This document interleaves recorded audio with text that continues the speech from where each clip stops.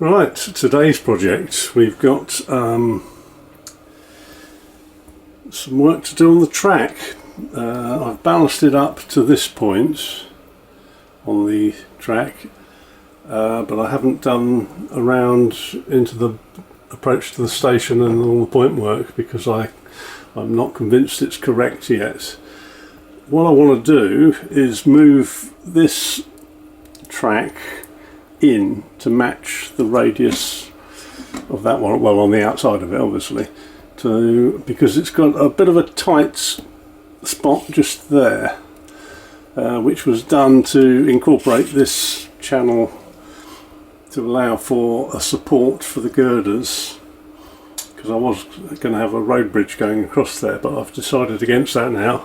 So that's coming out to a degree. It'll probably still have girders in there to represent a bridge, but they won't be the big bridge supports which I had in before. So I've taken those out, so that will come out, which will mean I can now move this track further in. There was a bit of basic initial ballasting, which hasn't really swallowed the track up yet, so I can move that relatively easily, hopefully. So that's the plan, but in order to do that, this exit here from this point needs changing. As you can see, it's a straight point which leads the track off at this angle, and I need it to come across here, so that needs to be a curve point. So I've purchased a Pico curve point, same as this one, with a gentle curve to replace this point, which will have that coming out at the right angle then, hopefully. So that's the job. We've got to change that point, but not just that one, we've been doing some other track work as well. This, I've put in an extra point, which one was it? Yeah, there was this point originally, and I've put in this one yesterday and another one there, which are going to join up to the side of the station here on the platform 1, which originally stopped. It was just an ending platform, didn't go through, so I've put the extra bit of track in, and I'm also going to put another loop in for this one joining up to this siding, and there's another hidden siding under there which will stay as a dead end siding with buffers. So a couple of extra points gone in there. What else have we done? Or what else have we got to do? Well, as you can see there, we've got a Hornby point, which is quite a tight curved point, and there's another 4 of them. Where are they? Yes, we've got that one, that one. I just want to look through the camera and point. Anyway, they go out here. All the last points along here are all Hornby curve points, and unfortunately you can get derailing problems with them on the inside turn because it is a little bit tight compared to the outside turn. I think it's equivalent of radius 2, but as I say, I've had a few problems with them. Not always, but occasionally, unless your bogies are absolutely perfect and the tracks were laid absolutely perfectly, you get derailing problems. So I've decided to take them out, change them out for Pico ones. And let's put this over the top of it if I match it up. As you can see, it goes at a completely different radius, so it's not a swap out one for one. It means major movement of the tracks, so I'm going to have to move this point back to about here on the track, and to allow to join up on the inside to that and keep the outside one, that's fine. And then I've got to move up to the next curve point, which is here, and again that's going to have to probably start about there, be moved back, and then we've got another 2 further on out which also need changing, which will mean the the track leading to those will need changing. So quite a bit of work there. Virtually all the lines into the station complex, they all need changing and adjusting. So it's not just a quick swap over, it's quite major surgery on the track work in order to do that. But I think now's the time to do it, rather than waiting and hoping that it'll be okay with the Hornby points, only to find that later on it starts derailing trains, and you think, why the hell didn't I change them before I put all the ballast down? So now is the time to do it. So that's the project I am now embarking on. What I'm also going to do is, first of all, is show you how I connect up the DCC power supply.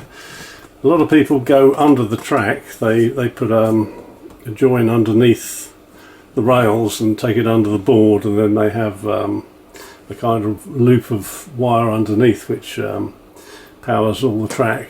I don't. As you can see, I connect every piece of track to the piece of track next to it with a jumper wire across the tracks. Because it's going to be ballasted, it all gets hidden in the ballast, and if I go around to a bit of track which has been ballasted, over here for instance, there's not really any sign of the wires. They don't show up, they get hidden in the ballast, as long as you tuck them away properly before you start. Make sure the wires are flat and hidden as low down as possible.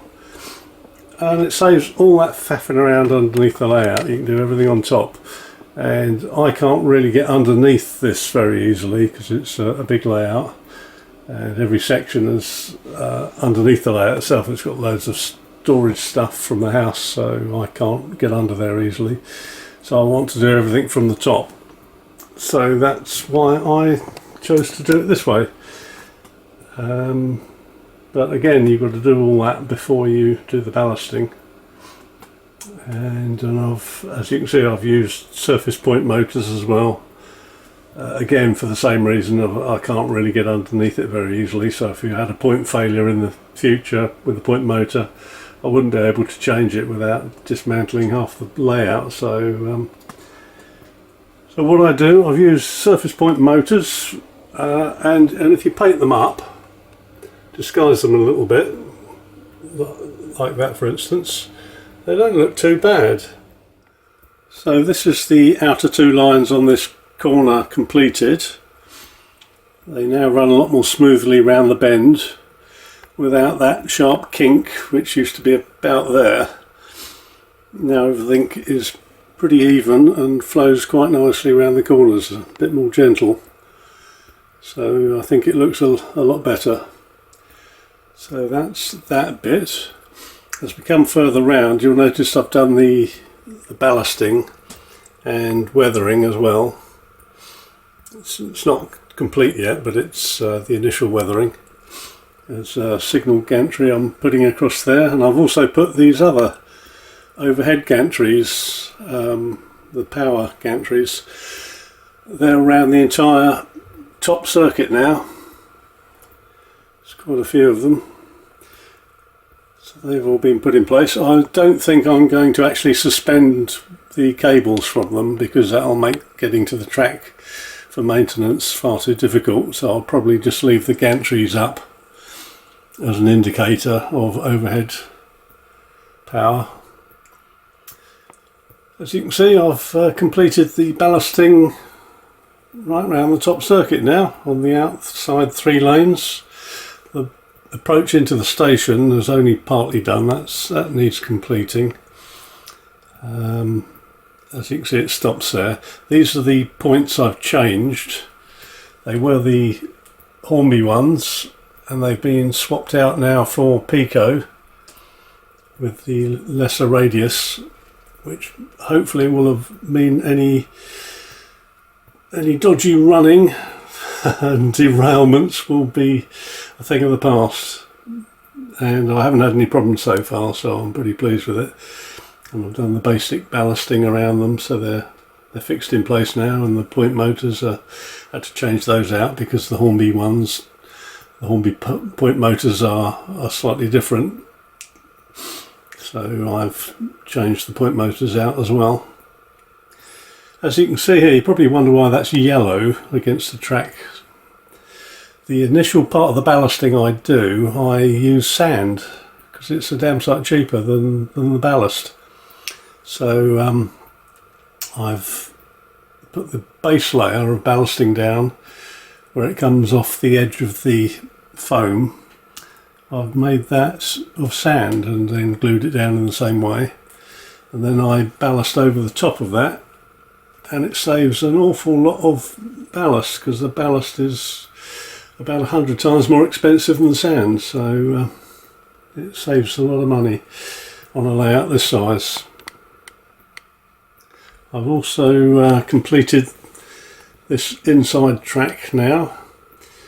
As you remember, I think that first connection to the platform was already in place on the earlier part of the video, but now it's connected up, so we've only got the one buffer ended siding now, and the others are through rails.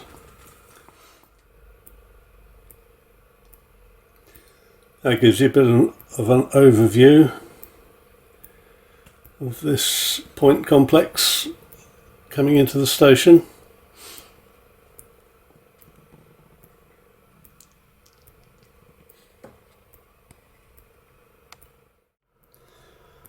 This is the scale seam station, which you print off and build yourself. It takes forever, as Dave at Dean Park will tell you, because he built one. I think he built his in 2 halves of 3 sections in each half, and I've done the same, but I've done 4 sections in one and 3 in another, so mine's 7 sections long,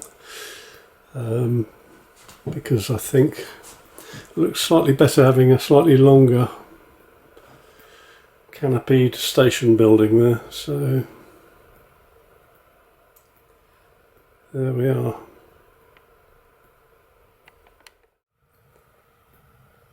Here's where I've got to with the ballasting along the back straight there. The back 3 lines, the main lines, are weathered to a degree, and the lines in front still need weathering. But I'm, as you can see from that big pile of spaghetti there, I'm wiring in an overhead signal gantry at that point. So I'm carrying on with that.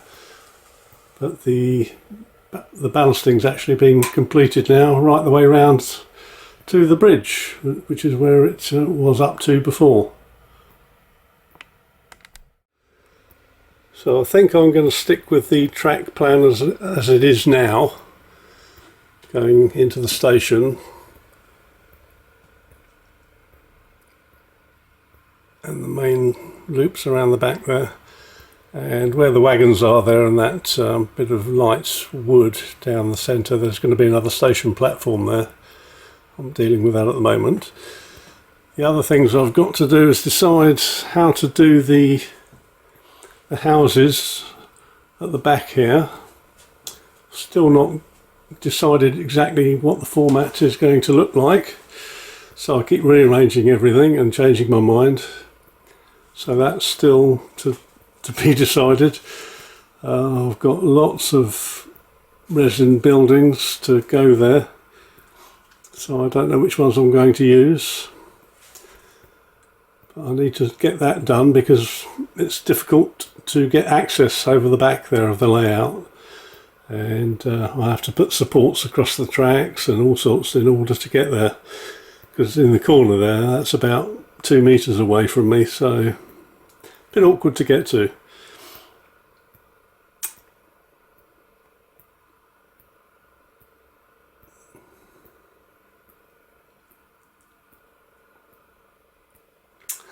But that's how it's looking at the moment, so plenty to do.